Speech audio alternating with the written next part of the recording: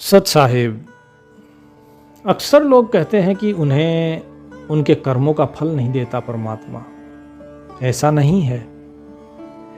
कर्म के आधार पे कर्मफल 3 प्रकार का होता है। एक होता है आगामी कर्म, एक संचित कर्म और एक प्रारब्ध कर्म। प्रारब्ध कर्म वो होता है जो कि आप पिछले जन्मों में आपने जो कर्म किए हैं, जिनका भोग बचा है, उन कर्मों का कर्मफल आप इस जन्म में भोगेंगे।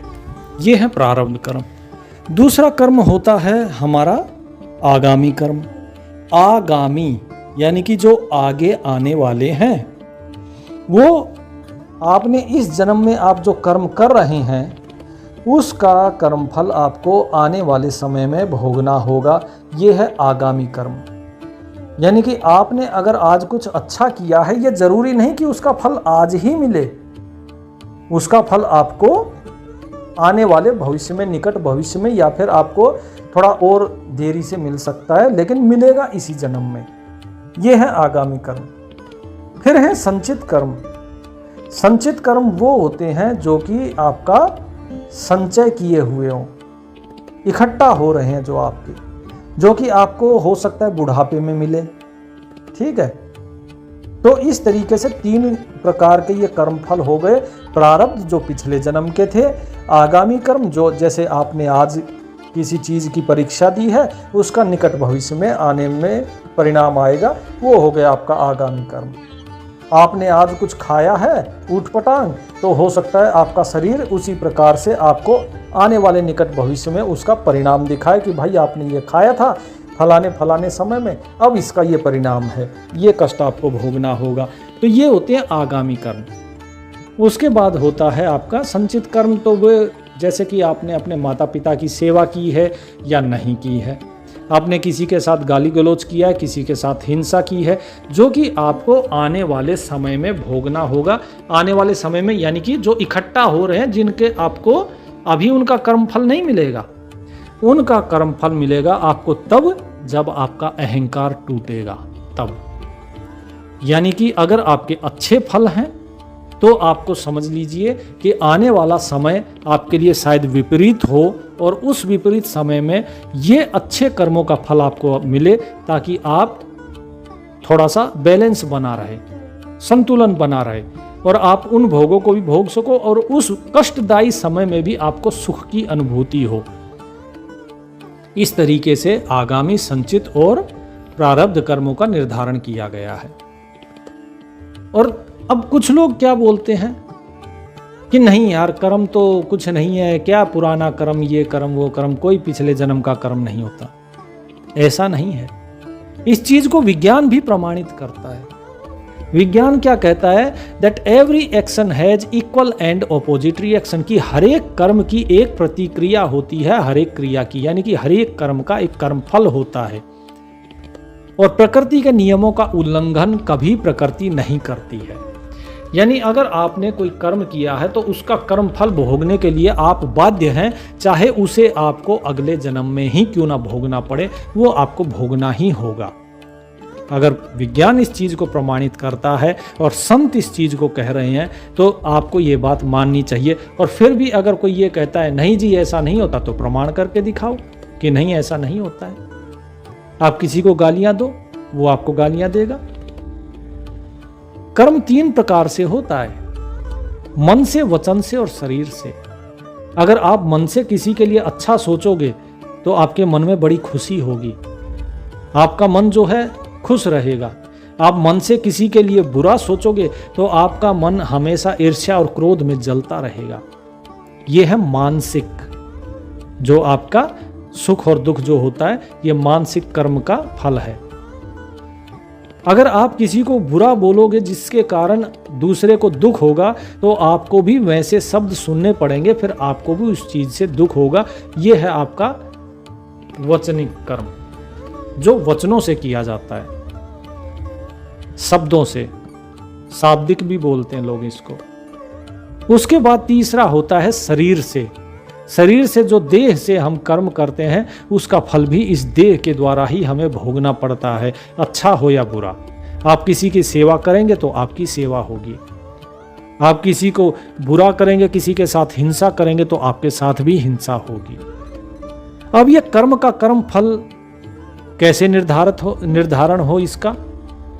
ये कर्म का कर्म फल इस प्रकार से निर्धारित किया जाता है। मान लीजिए आज आपने, जो लोग मुर्गा खाते हैं वो मुर्गा लेके आए, पकड़ा, काटा और मार दिया, ये देह रूपी कर्म था।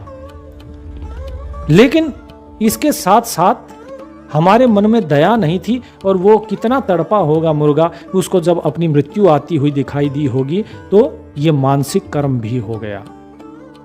अब मुर्गा तो मर गया।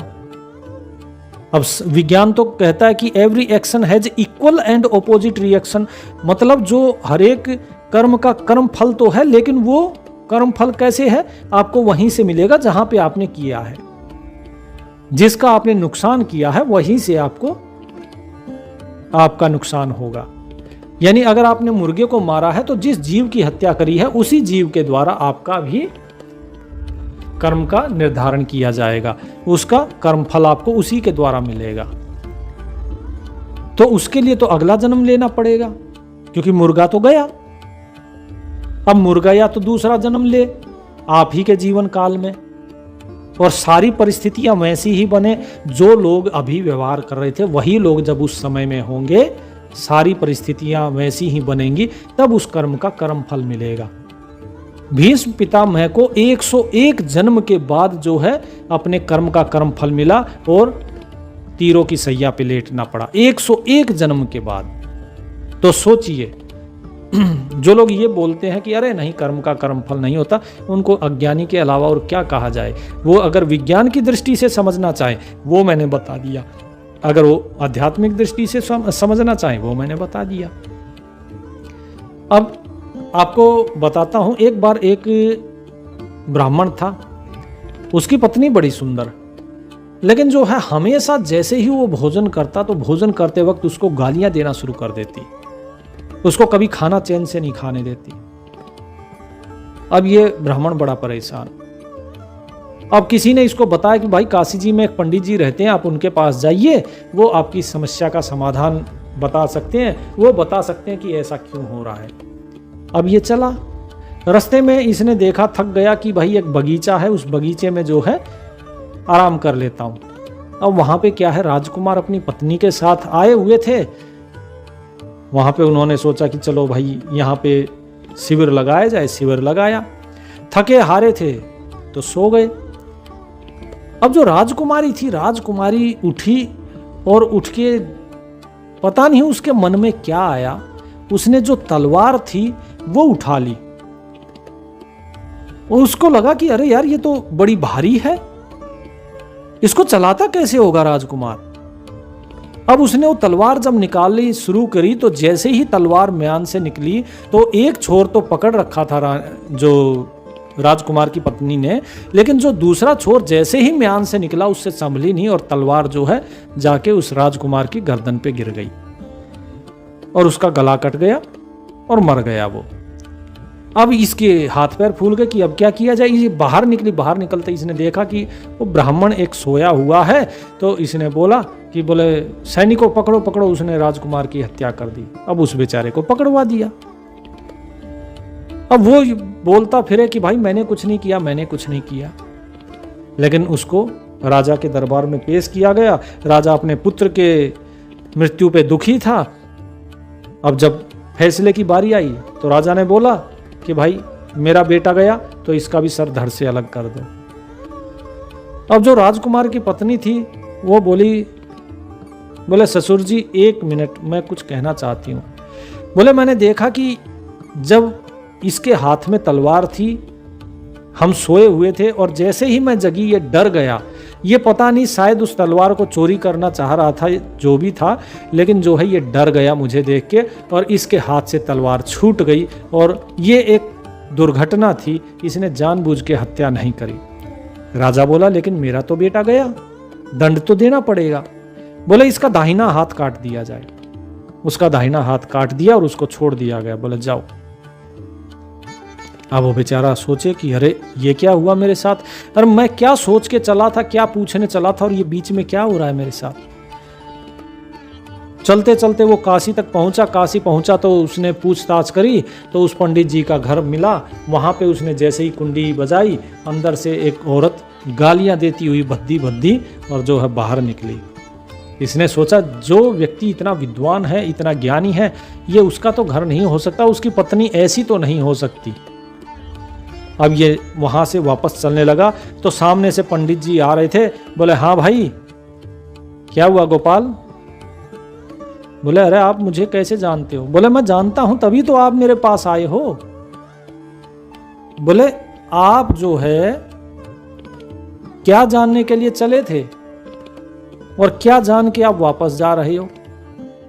आप ये बताओ, आपके मन के अंदर जो शंकाएं चल रही हैं, आप उनका प्रश्न का उत्तर जानने आए थे, तो पहले किस प्रश्न का उत्तर दूं? वो जो आप सोच के चले थे, या वो जो आपने अभी देखा, या वो जो आपने अभी बीच में आपके साथ घटित हुआ? बोले जी पहले आप अपना बताइए कि आप जैसे ज्ञानी व्यक्ति के पास आपकी पत्नी इस प्रकार की भाषा वाली, अभद्र भाषा वाली कैसे? बोले भाई आज से 3 जन्म पहले जो है मैं एक छोटी सी रियासत का राजा था और मुझे ये सिद्धि प्राप्त है कि मैं अपना पिछले जन्म देख सकूं, इसीलिए लोग मेरे पास आते हैं। और जब मैं राजा था तो मेरे पास एक घोड़ी हुआ करती थी, उस घोड़ी की जो है पीठ पे एक घाव हो गया था, लेकिन मैं उसका कभी परवाह नहीं करी। हमेशा मैंने जो है उस पे काठी डाली और मैं चल देता था, और उसी घाव के कारण वो एक दिन मर गई। अब वही जो घाव की पीड़ा जो सहन की उसने, अब ये जो मेरे को वचन बोलती है, गालियां देती है, वैसी ही पीड़ा अब मुझे भी सहन करनी होगी। ये मेरे कर्म का कर्म फल है। इसलिए तुम ये मत सोचो, क्योंकि वो घोड़ी जो है इस जन्म में मेरी पत्नी है, वो रियासत का राजा मैं हूं। बोले जो मेरे साथ बीच में हुआ उसका क्या? बोले आज से 37 जन्म पूर्व तुम जो है एक योगी थे, तुम्हारे जो है आगे से एक गाय दौड़ती हुई गई, तुम तपस्या में थे और एक पीछे से कसाई दौड़ा दौड़ा आया और तुमसे पूछा कि तुमने किसी गाय को देखा। तुम चाहते तो नहीं बताते, लेकिन तुमने मुंह से तो कुछ नहीं बोला, लेकिन अपना दाहिना हाथ उठा के इशारा कर दिया कि इस तरफ गाय। तुम जानते थे कसाई है, उस गाय को पकड़ेगा और मार देगा। तुम चाहते उस गाय की रक्षा हो सकती थी, लेकिन तुमने ऐसा नहीं किया। तुम्हारे हाथ उठाने के कारण वो गाय कटी। इस जन्म में जो वो कसाई था वो था राजकुमार, और जो गाय थी वो थी उसकी पत्नी, और तुम जो कि पिछले उस जन्म में योगी थे, इस जन्म में तुमने अपना वही हाथ कटवाया है। ये तुम्हारे उस जन्म का कर्म फल है। बोले अच्छा जो मेरी पत्नी मेरे साथ करती है वो? बोले तुम्हारी पत्नी जो तुम्हारे साथ करती है ये किसी और जन्म का कर्म फल नहीं है, ये तो इसी जन्म का कर्म फल है। बोले कैसे? बोले जब तुम छोटे थे तो तुम्हारी आदत क्या थी? तुम्हारे घर के सामने एक कुतिया रहती थी। बोले हाँ जी रहती थी। बोले तुम क्या करते थे? बोले जी मैं उसको बुलाता था और मेरे साथ में एक डंडी रहती थी, और मैं क्या करता था कि उसको रोटी डालता, और जैसे ही वो रोटी खाने को होती मैं एकदम से उसकी नाक पे डंडा मार देता। वो संटी सी जो बैंत थी वो मार देता, और वो काउं काउं करती और मेरे को बड़ा मजा आता था। बोले फिर? बोले जब भी वो रोटी खाती मैं उसको ऐसे ही मारता था। बोले तो बस यही है तुम्हारे कर्म का कर्म फल। ये तुम्हारा जो है संचित कर्म था, जो कि उस वक्त तुम्हारा किया हुआ आज तुम्हारे सामने आ रहा है कि जब भी तुम खाना खाने बैठोगे वो तुम्हें चैन से खाना नहीं खाने देगी, क्योंकि तुमने कभी उसको खाना नहीं खाने दिया चैन से। तो ये तुम्हारे कर्मों का कर्म फल है। इसलिए इसे परमात्मा का शुक्र मनाओ कि तुम्हारा कर्म फल निकल रहा है, और आगे बढ़ जाओ, तभी आनंद से रह सकोगे, अन्यथा हमेशा कष्ट में ही रहोगे। कबीर जी भी तो यही कहते हैं कि देह धरे का दंड है सब काहू को होए। आगे क्या बोलते हैं? ज्ञानी काटे नाम ले और मूर्ख काटे रोए। जो ज्ञानी है, जिसे पता है कि सब परमात्मा ने मेरे कर्म का कर्म फल ही दिया है, परमात्मा पक्षपाती नहीं है कि मुझे वैसे ही दुखी कर दे। उसने मेरे कर्म का कर्म फल दिया है, इसलिए उसका शुक्र अदा करो कि तूने मेरा एक कर्म फल और काट दिया, और उस परमात्मा का नाम लेके आगे बढ़ जाओ और उस परमात्मा का नाम लेते रहो, तो ये समय भी बीत जाएगा। लेकिन जो मूर्ख होते हैं, जो अज्ञानी होते हैं, वो क्या करते हैं, वो परमात्मा को ही कोसना शुरू कर देते, बोला हमने क्या किया था, हमारे साथ ऐसा क्यों हो गया, मैंने तो किसी का बुरा नहीं किया। अरे भाई, जब करते समय नहीं सोचा, तब याद नहीं आया कि मैं जो कर रहा हूं या कर रही हूं वो कैसा कर्म है और कल को इसका भोग भी मुझे भोगना होगा, तो आज भोगते समय कैसे याद आएगा, नहीं याद आएगा। इसे तो कोई ज्ञानी ही बता सकता है। तो इस प्रकार व्यक्ति के कर्मों के कर्मफल के आधार पर ही हमें जो है भोग भोगने होते हैं। इसीलिए आपको लगता है कि जो धनी है, जो पापी है, बोले वो भी आनंद ले रहा है, और जो पुण्यात्मा है बोले वो भी कष्ट भोग रहा है। वास्तव में पुण्यात्मा कष्ट नहीं भोगता है, क्योंकि वो तो परमात्मा के अधीन है, और जो परमात्मा के अधीन है वो इस देह को होने वाले किसी भी बदलाव को वो सुख या दुख नहीं मानता है। केवल अज्ञानी व्यक्ति ही दुखी होता है। तो इसलिए इन चक्रों में मत फंसिए, सिर्फ ये याद रखिए, कर्म है तो कर्म फल है, अच्छा कर्म कीजिए और उस परमात्मा के प्रति समर्पित रहिए। सत साहिब।